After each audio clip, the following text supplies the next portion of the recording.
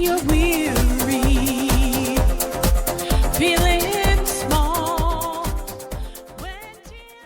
Hello, everybody. This is Ray Renati with Green Room on Air, and this is my podcast, and you're listening to it. If this is your first time to Green Room on Air, let me tell you what we're all about. This is your place for all things entertainment, with an emphasis on San Francisco Bay Area theater, since I am an actor and director here in the San Francisco Bay Area.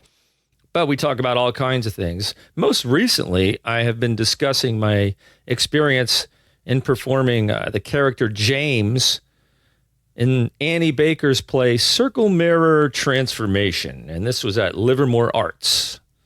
Livermore is a small, not small anymore, a town out in the Tri-Valley area, which is about an hour away from Santa Clara Valley, where I live, when there's no traffic. But we've closed. We only had a 2-week run. There were only performances for 2 weeks, Fridays, Saturdays, and Sundays, with 2 performances on Saturday. And Sunday was our last performance, and it's always a bittersweet experience to close a play. Hopefully you're happy with the work that you did, and you can move on to something new. But at the same time, you're going to miss the people you've been doing the play with. You're going to miss doing the play often. You're going to miss learning more about your character and the interactions between you and the other people on stage. And it usually just grows and grows for quite a while. But when you only have 2 weeks, it's over with and you move on. So you don't get a lot of that experience in growth of your character and interactions on stage.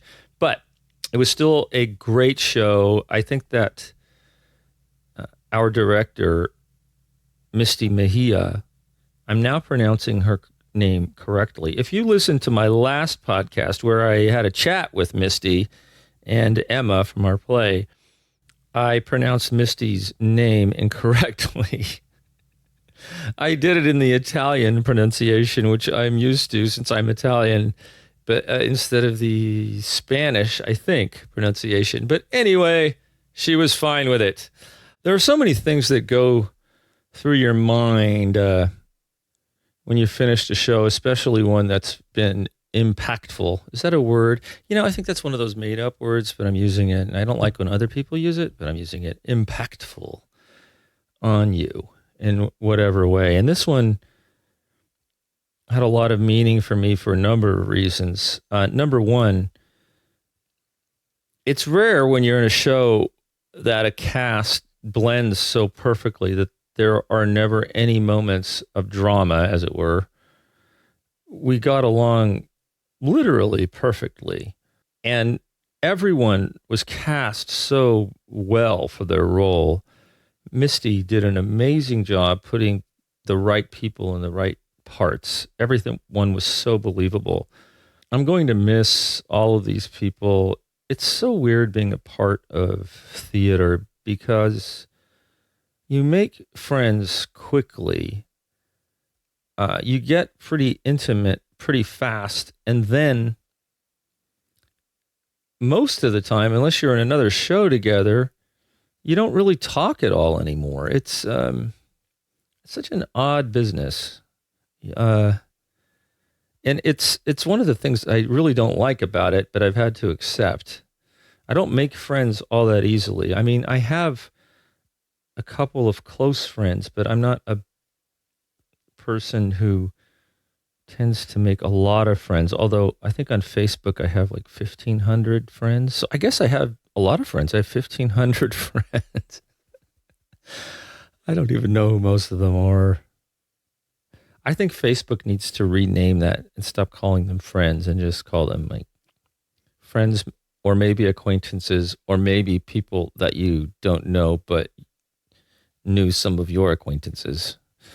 Anywho, to move on with this play, I want to talk about something that's rarely discussed. There are a lot of people behind the scenes in shows that do a lot of work and they don't get any credit for it.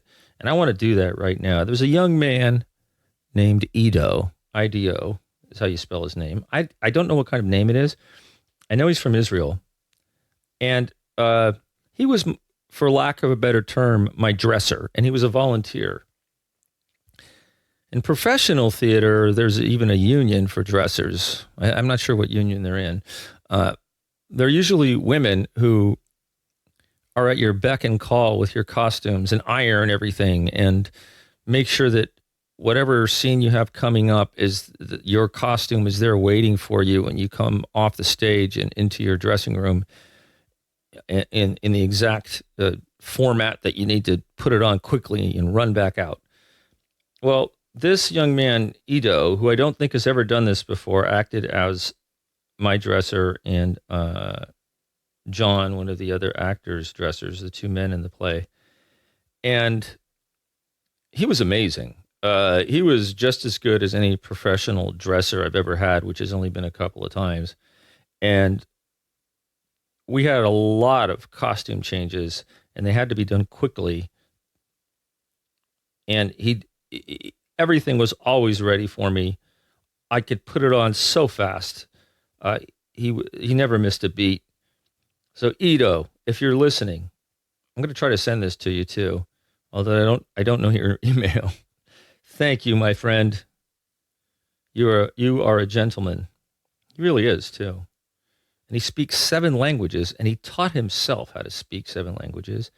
And he's an amazing pianist, and he tutors English, even though I think he's from Honduras and Israel. This is I think maybe a genius. Anyway, that's Ido. Shout out to Ido. Ido. You're our man. Ido.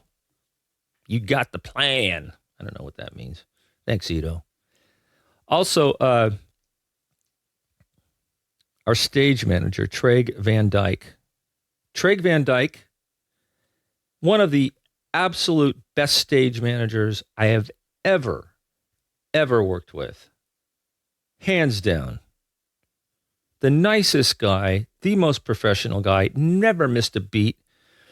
When you're an actor, you get these things called line notes.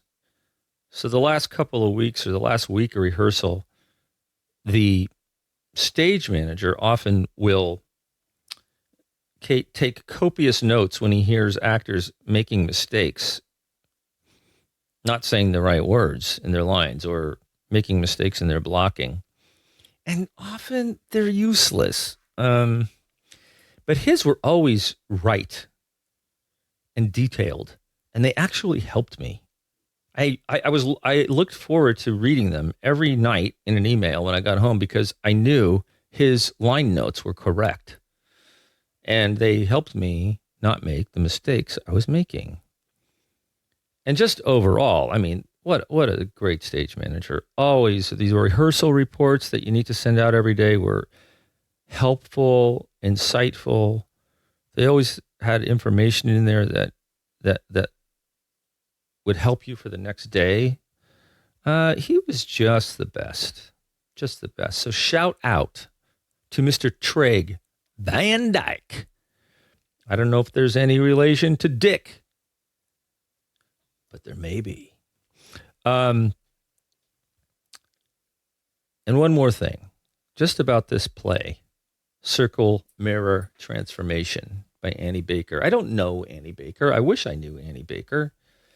I might write to Annie Baker. You'd be surprised. Sometimes playwrights don't get a lot of email or phone calls, not like, celebrities, even if they're popular playwrights. And they actually, I've had correspondi, I don't know, with numerous playwrights in my career. People who actually were big deals. Paula Vogel, for one, comes to mind. Jane Anderson. Anyway, one of the things that Annie Baker does, which is extremely unique, is she embraces silence. And I am reading an interview that she had with, who was this with? Let's see. The Huntington Theater Company. They actually interviewed her when they were doing this play, I think by email. I think she wrote her questions in. And she talks about silence and why she loves silence on the stage and sees it as something that's underused. And I just want to take a moment to tell you what she said about this. The question to her was, interesting that you knew right off the bat that you wanted to write excruciating silences. This is what the interviewer said. The play manages to be simultaneously funny and painful precisely because of the faith that you and Sam Gold, the director, the original director of the play in New York, I believe. Or no, yeah. Oh, this is Horizon Play Centers. Okay, this was where the play debuted. Okay. Sam Gold have invested in silences and in stillness. We're not used to seeing this on stage. Silence they're talking about. And stillness. Silence and stillness. Can you talk a bit about your interest or perhaps obsession with silence? When did this start to make its way into the theater you make? And Annie's answer was, silence and stillness are very exciting to me. I feel so overstimulated and bored by a lot of the theater I see these days because of the breakneck speed at which it's performed. There's this obsession with pace. And I think it's because we're terrified of boring audiences that are used to looking at the internet while watching TV, while talking on their iPhone. Also, when it feels like nothing is taboo anymore, we can have sex and violence on stage and no one blinks an eye. I think the one thing left that really makes people uncomfortable is empty space and quiet. I like that. I like that answer a lot. And that's exactly how it felt doing this play. It was a breath of fresh air. I loved it. When I first started acting, there was, and it was sort of like the Stella, not sort of, it was the Stella Adler School of Theater, taught by Gene Shelton, who was a Stella Adler protege. And there was much more comfort with silence, but we're talking 30 or 40 years ago. But Annie's completely right. Silence now seems to be the death knell. At least that's what people believe. And Annie is going against that. And what I have found is that audiences loved it. They ate it up because it's not something they get to experience anymore. And as an actor, I'll tell you, it really lets you get deep when you're forced by the script not to speak for anywhere between 2 and 15 seconds at a time. There's one 25-second pause in this play written into the script that you need to adhere to, she says. And I loved it. I don't know that I'll ever get to do it again. I found it emotionally exhausting because I didn't just get to go at a breakneck speed, waiting for my cue and waiting to say the next line. I had to actually be in that moment as if it were really happening. And most of the time they were very tense and sometimes life-changing moments for the character. But I applaud Annie for making this a priority in her play. Okay, well, I hope you all have a wonderful Thanksgiving, and whatever you're doing, and whether you're eating turkey or tofurkey or ham or toe ham or I don't know. If you're a vegan, maybe a big eggplant that you've basted. What do vegans eat for Thanksgiving? A turkey-shaped eggplant? Can you get those? I don't know. I just don't know. But whatever you do, have fun, all right? And don't drink and drive.